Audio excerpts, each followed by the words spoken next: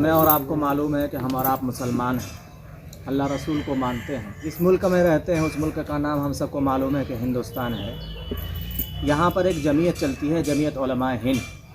उलमा चलाते हैं उस तहरीक को, उस तंजीम को, और जहाँ जहाँ पर बेवा मसाकीन, ज़रूरतमंद, जहाँ जैसी ज़रूरत होती है हस्बे इस्तेताअत जमीयत के लोग, जुड़े हुए लोग वहाँ पर जा कर के ज़रूरतमंदों के दरमियान कभी कंबल और कभी किसी चीज़ की ज़रूरत लोगों को जो पड़ती है, कहीं पर घर वगैरह जल जाए या सैलाब हो जाए, तो इस तरह के काम जो है जमीयत उलमा हिंद करती है। उसी के तहत यानी जमीयत उलमा हिंद के बहुत सब कामों में एक काम जो है रिलीफ़ का भी काम है। रिलीफ़ का मतलब हम लोग समझते हैं कि ज़रूरतमंदों को उसकी मदद करना, उसका ताउन करना और उसके इसके वक्त परेशानी के वक्त उनके सामने खड़े होना और उनको दिलासा दिलाना।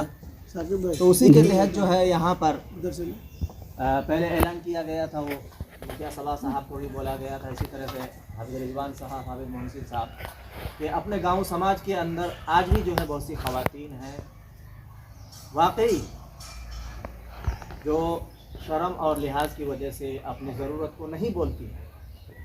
हम मुसलमानों के ऊपर ये ज़रूरी बनता है, ये फ़र्ज़ बनता है कि ऐसी ख़वातीन और बेवा मिस्कीन औरतों को तलाश करके हम उनकी हद्दल इम्कान मदद करें, जहाँ तक हो सके हम मदद करें।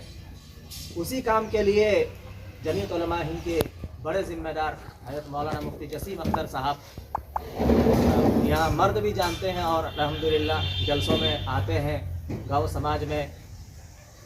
मुफ्ती जसीम साहब को आप लोग भी जानते हैं, उनका घर बोलता है, ये ज़िम्मेदार है जमीयत उलमा किशनगंज के।